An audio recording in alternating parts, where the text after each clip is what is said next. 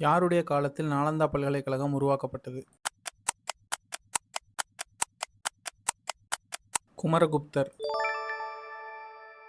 யாருடைய படையெடுப்பால் குப்த பேரரசு வீழ்ச்சியடைந்தது? ஹீனர்கள். சீன பயணி ஃபாகியான் யாருடைய காலத்தில் வருகை புரிந்தார்? இரண்டாம் சந்திரகுப்தர்.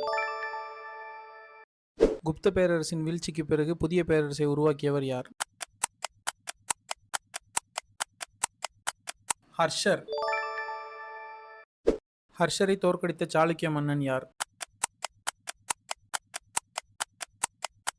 இரண்டாம் புலிகேசி. சீன பயணி யுவான் சுவாங் யாருடைய காலத்தில் வருகை புரிந்தார்? ஹர்ஷர்.